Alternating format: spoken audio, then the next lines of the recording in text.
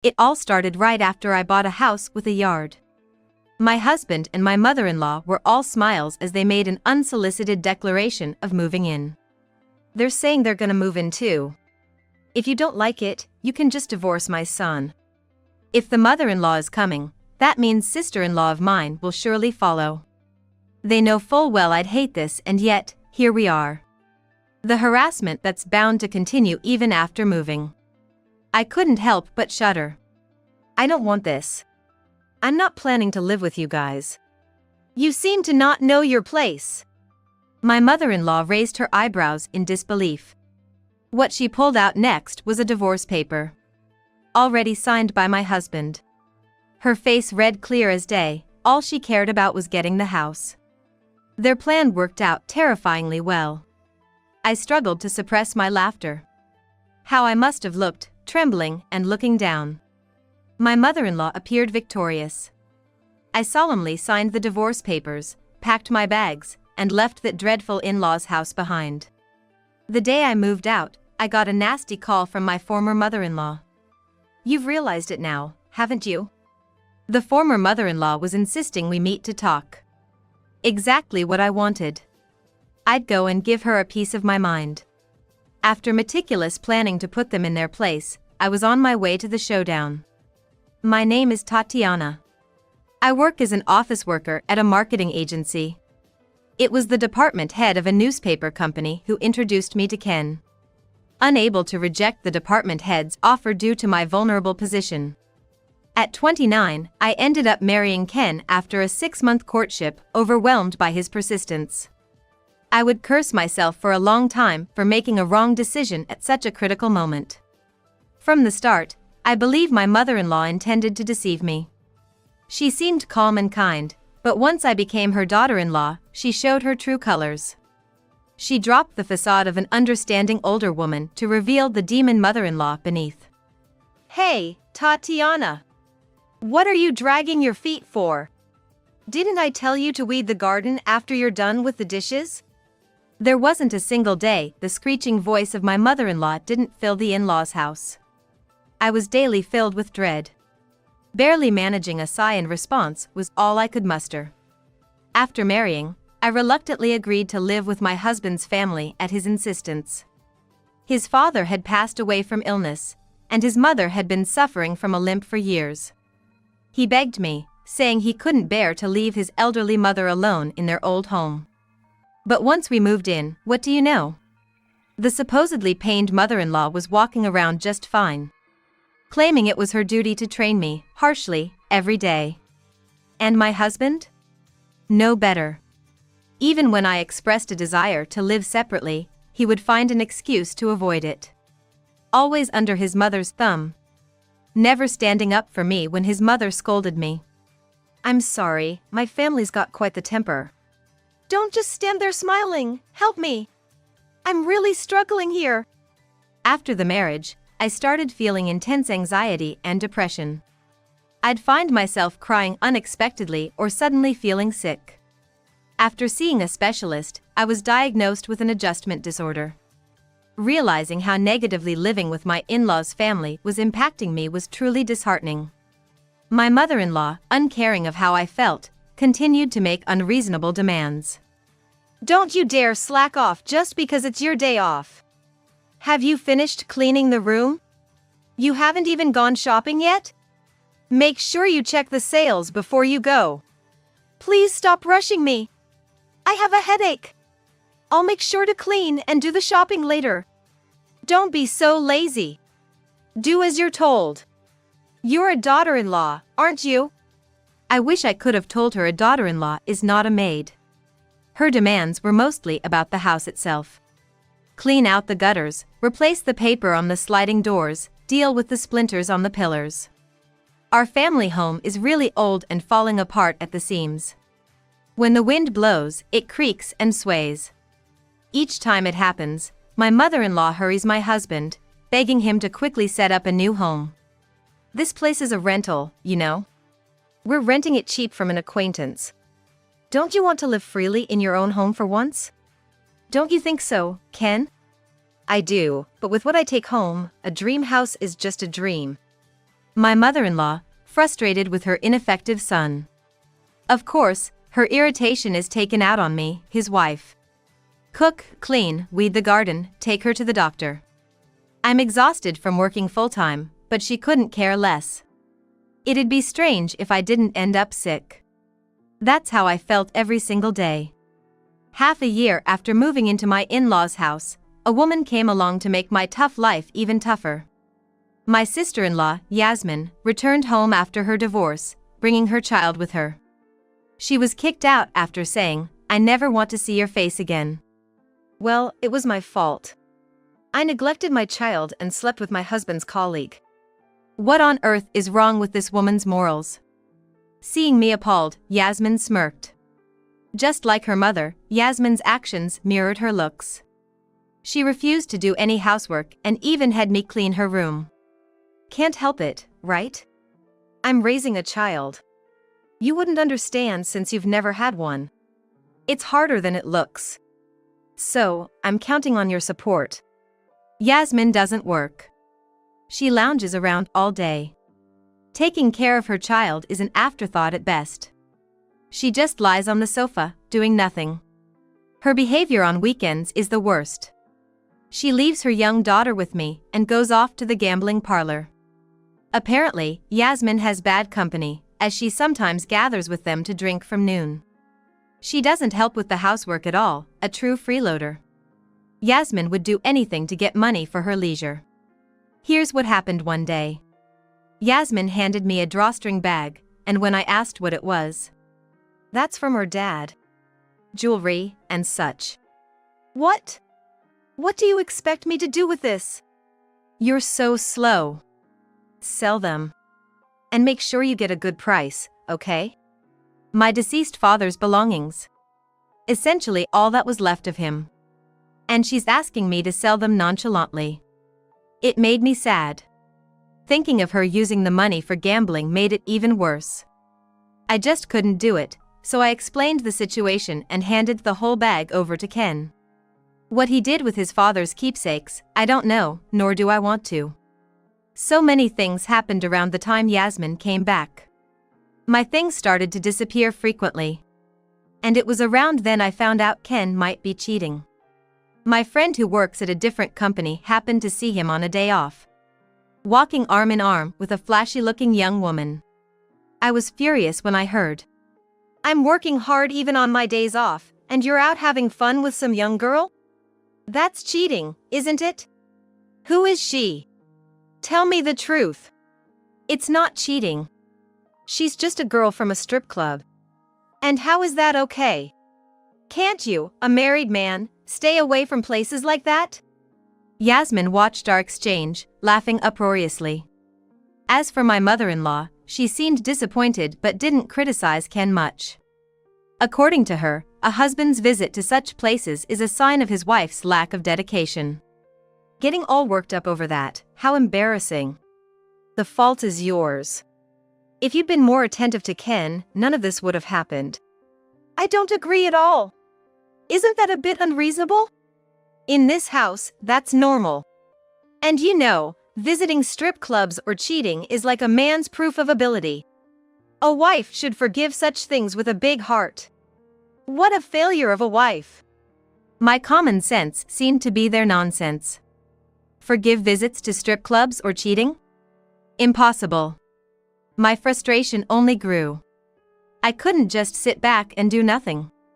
To change this unpleasant situation, I decided to take some action. Yet, my mother-in-law and Yasmin remained the same as ever. Day in and day out, they treated me like some kind of servant. Lying around on the sofa and floor like seals, the two of them would raise their voices the moment they felt hungry. "Hey! Why isn't lunch ready yet? It's already noon." Don't dilly-dally. Seriously, you're so slow it's frustrating. Well, why don't you make it yourselves? I've been cleaning the yard and shopping without a moment's rest, you know? Don't talk back. Do you even understand your place as a daughter-in-law? It seems even having an opinion isn't allowed. Frankly, I was fed up. I wanted a divorce, and fast. But if it were that easy, I wouldn't be in this mess. The person who introduced me to my husband was a manager at a newspaper company we both respected. I had even been asked by my boss not to do anything that would embarrass him. Infuriatingly, my mother-in-law knew this all too well and often used it against me. I was completely trapped. For a while, all I could do was endure. Then one day, my husband's infidelity became an undeniable fact. A colleague from a competitor caught him red-handed. This was the first step in my preparation. I had to make the next move. About a month later, I think. After dinner, my sister-in-law spread out a housing catalog on the table. It was unmistakably the one I had kept in my bag. Look at this. Looks like Tatiana was planning to buy a house. Wait. You went through my bag? Why would you do that? Just be quiet. Oh? It's a bit rural but looks like a nice house. Hey, Tatiana. You should have consulted me about this. The house I had my eye on was a detached house with a yard. Just as my mother-in-law said, it was in the countryside but a pretty nice property. I had already visited the place a few times and met with the real estate agent. When I opened up about it, the three of them finally took the bait. What? You've gone that far in discussions? You're buying it? It's cheap and spacious, not bad at all. Ken, a man needs to have guts. But, a house with a yard, huh? That's a tough decision. If you're going to be the man of the house, Mom's behind you. I might even help out a bit. Weren't you planning to move out and live with just the two of you? Before I even had to do anything, my mother-in-law was egging my husband on. What a hypocritical way to put it. As if they'd let me off that easily. When I asked who would be the owner, my husband frowned. I'm the head of the household, aren't I? It's gonna be in my name, of course. So, we're moving forward with this? Buying this house and moving out together? All right, I get it. I'm a man too. Let's buy that house. Hurry up with the arrangements. My husband finally made up his mind. My mother-in-law and sister-in-law praised his decision. But I didn't miss it. I saw the two of them exchange knowing smiles.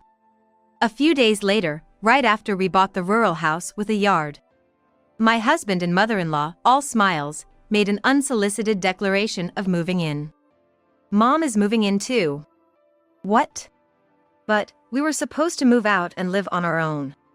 After thinking it over, we decided to live together after all. You wouldn't say no, right? If you do, you're looking at a divorce. Wonder what your boss would say. There it was. Such a cowardly tactic. If the mother-in-law was coming, there was no way her obnoxious daughter wouldn't follow. Imagining the harassment that would surely continue at the new place, I shivered. Absolutely not. I have no intention of living with you guys, not even a little. What? What are you talking about? You don't seem to understand your place. My mother-in-law's anger was visible. A vein throbbing at her temple. What she pulled out was a divorce form. Already signed by my husband. Her face said it all, as long as she got the house, nothing else mattered. If you really hate it that much, here. Sign this. Fine, I will. I'll sign it. I want a divorce. I've had enough. Hey, Tatiana. Really, you okay with this? Ken, let her be. A snobby and useless woman like her, living together would only make my blood boil. You're young, you'll find another wife soon enough. Such cruel words. I solemnly signed the divorce papers. My mother-in-law was triumphant. She had no idea how I was feeling. The plan worked out scarily well. I was desperately trying to hold back my laughter. A few days after I moved into my new apartment, my phone kept ringing with calls from my ex-mother-in-law. Checking the calendar, it was just as I thought. Today was their moving day. You've realized it by now. The phone kept ringing non-stop. Classic ex-mother-in-law behavior. Despite ignoring it, she kept calling. I answered the call out of sheer annoyance. She started yelling without even a greeting. You! How could you do this to us? What kind of a place did you trick us into buying? Long time no see. Please, calm down. What are you talking about? I don't quite understand. Don't play dumb. This house. You knew it was defective and you bought it anyway, didn't you? That's it, isn't it? She was right. The house I chose had issues. The ground itself was weak, and the land often sank. Even new houses would sometimes have doors that wouldn't close after a few years. Apparently, there were mining tunnels running nearby, which caused the trouble. However, for locals, this was common knowledge. They built their homes on stable land. It was the carefree newcomers who suffered from troubles. This time, I used such a problematic house to trap those three. Colluding with the real estate agent to find a reasonably priced defective house was a struggle. Of course, having my ex-sister-in-law steal the real estate catalog from my bag was part of the plan. I deliberately placed my bag in an easy-to-steal-from spot. Unaware, the three of them fell right into the trap and moved out. Holding back my laughter while signing the divorce papers was difficult. I wanted to spill everything, but I couldn't. I feigned ignorance. A defective house? There's no way. Could it be a misunderstanding? What's with that tone? How dare you? Anyway, come over here right now. No, thank you. Honestly, I never want to see you guys again. What? What did you say? There's no way I'd want to meet that monster family again. Even if they offered me money, I'd refuse. Then my ex-husband came on the line. Hey, Tatiana. Please. Just try to understand us a little. Those words, I'm sending them right back at you. Ken, did you ever consider my feelings? You didn't, right? I've always been isolated, haven't I? I'm sorry. Hey, where are you now? Tell me where you moved to. As if I'd tell you. If you ended up coming over, I'd have to move again. Anyway, I want to cut ties with you guys. The discussion remained at a stalemate. Eventually, my ex-mother-in-law started making even more absurd claims. The divorce was invalid, and they were still family, she claimed. I had gotten signatures from Ken on the divorce papers and consulted with a lawyer to proceed with it. Is divorce invalid? Impossible. How far could their lack of common sense go? Anyway, just come and talk once. We're getting nowhere like this. Please. I'm asking you too, Tatiana. Just once, let's settle this properly.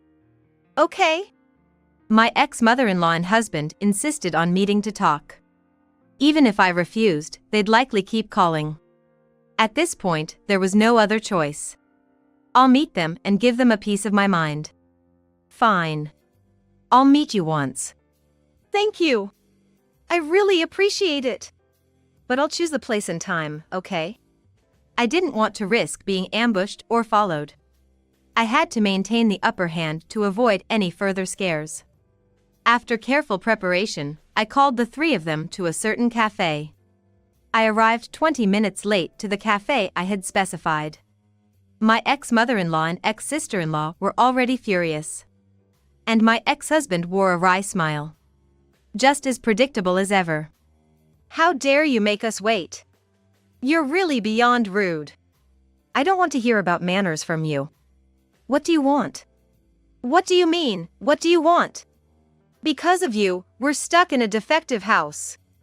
Take responsibility for your actions. I have no idea what you're talking about. It was your decision to move in together, wasn't it? My ex-mother-in-law was at a loss for words. Seems like she couldn't deny that. She and my ex-sister-in-law had jumped into the defective house situation by themselves. Their previous home had started undergoing major renovations. Meaning, their only option now was that defective house. If you're done, let me say something. I'm going to sue you for emotional distress and seek damages. Be prepared. What? Damages? Sue me? Why would you do that? Tell me exactly what I did to you. You drove me to the point of developing an adjustment disorder. I showed them a copy of the medical diagnosis I had received from the hospital. The three of them stared at it intently. Especially my ex-mother-in-law, whose eyes were wide as saucers. She probably never imagined I had seen a psychiatrist. You never consider how your harsh words affected others. It was really hard for me. I felt nauseous, tears would come, it was really tough. That's because you're too weak. It's your fault for being such a lousy daughter-in-law in the first place, isn't it? Isn't it? That too. You kept calling me a lousy daughter-in-law. You know, that's considered an insult, which can be punished in prison or a fine. What? That's an exaggeration. Exaggeration? My ex-mother-in-law doesn't understand. She doesn't realize how serious her actions were. The extent of her wrongdoing. You also committed criminal acts against me. Remember how you threatened to tell my boss about the divorce? That's blackmail. Come on. Aren't you being a bit dramatic? Not at all. You may end up in prison or a fine as well. I won't back down, you know? Wait. My ex-sister-in-law chimed in, her gaze sharper than usual. Maybe you'd call it a defiant look. Typical of a former delinquent. As if she wouldn't be intimidated by such threats. All I've heard so far is you taking advantage of our mom's ignorance to scare her. Do you have any proof of us insulting or blackmailing you? I do. Because I've been recording everything. Recording? Yes, I had been using the voice memo feature on my phone all along.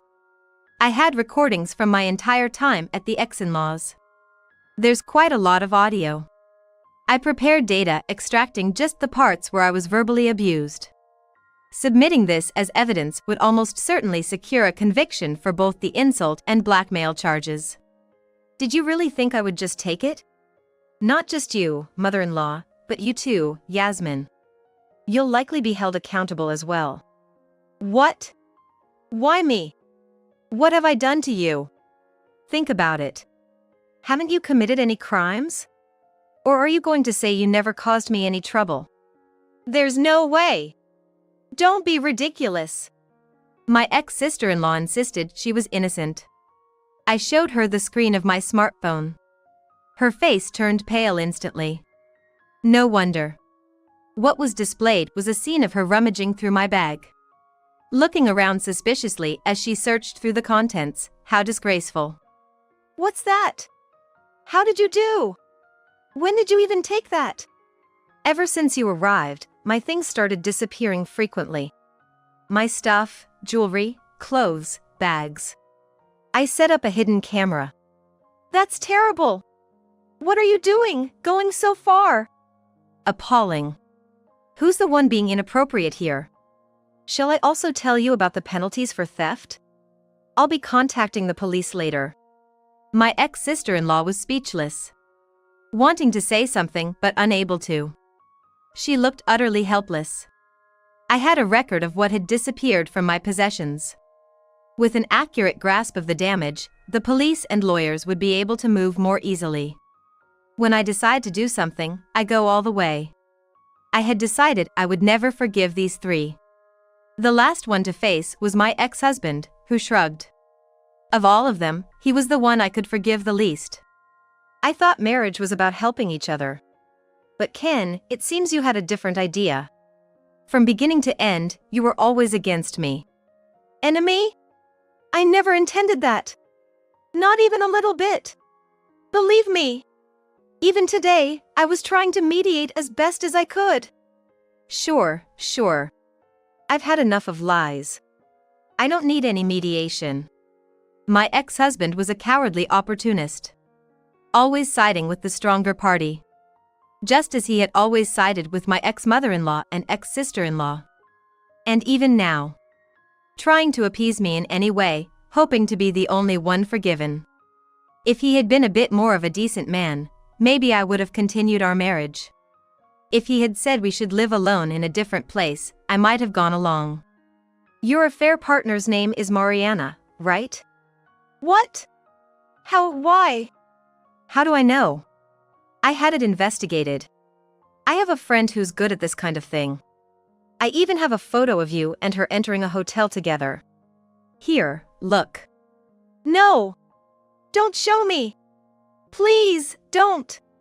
As I attempted to show him the phone screen, my ex-husband frantically tried to block it. He didn't want his mother and sister to see the evidence of his infidelity. As if it mattered. Morals and ethics had long been broken in this family of similar individuals. I put my smartphone and the copy of the diagnosis back into my bag. There was no more evidence that I needed to present to them. My ex-mother-in-law, ex-husband, and ex-sister-in-law seemed to have lost their will to fight. Afraid that if they did anything rash, they would be reported. Too bad, I was fully prepared to consult the police regardless of their actions. You can expect the police to visit you eventually. It's better not to run. Your crime might become more severe. And make sure you don't follow me. Understand? Tatiana! Don't be so cold. We were husband and wife until recently, right? Yes. Frankly, marrying you was a huge mistake. I feel relieved now that we're no longer married. If you follow me, I'll sue you for that as well. Don't wait outside my workplace. Don't contact me unless it's something really important.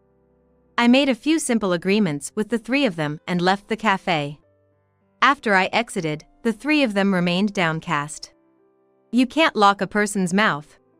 The story of our divorce and the reason being his infidelity and mistreatment of me spread quickly through his company.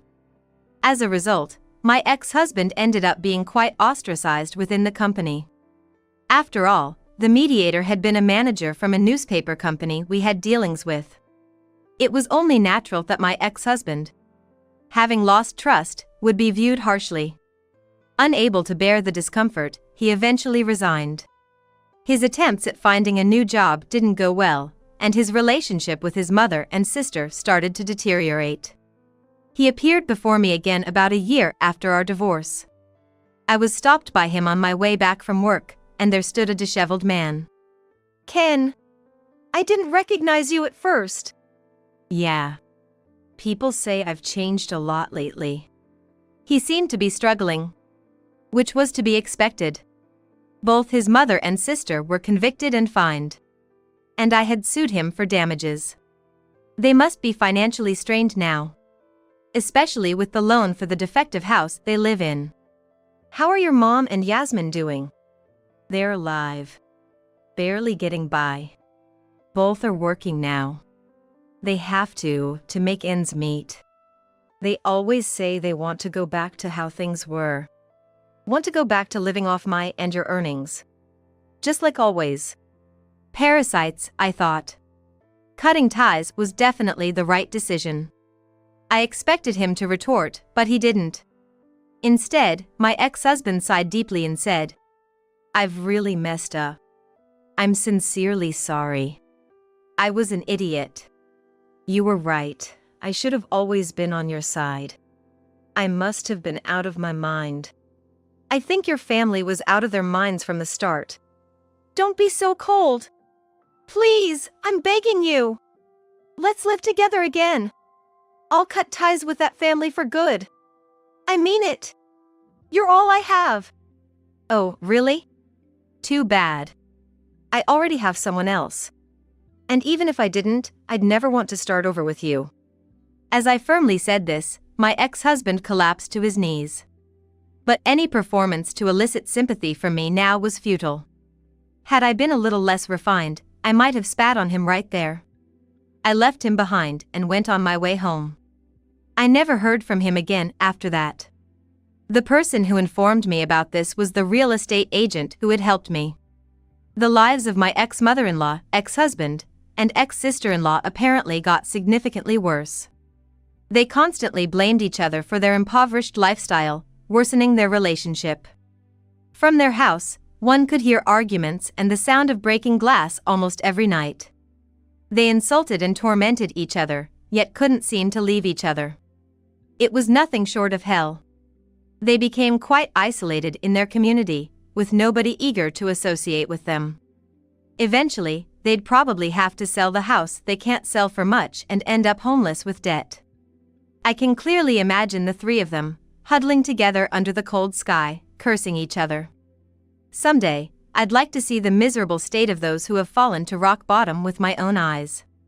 Meanwhile, I'm living a blissfully happy life. Thanks to my new partner I once mentioned to my ex-husband. He's a successful salesperson at a major trading company. A mature man who respects others' values, calm and gentle. Plus, he's also divorced like me. Soon, we plan to have a modest wedding. My first marriage was a tremendous ordeal. Even now, I occasionally remember the hardship and almost burst into tears. But whenever I lean on my partner, my heart warms immediately. This is where I belong. It was a long journey, but I finally found my place. Having experienced hardship, I believe I can be kinder to others. I want to live my life positively, using my experiences as a foundation. That's how I feel these days.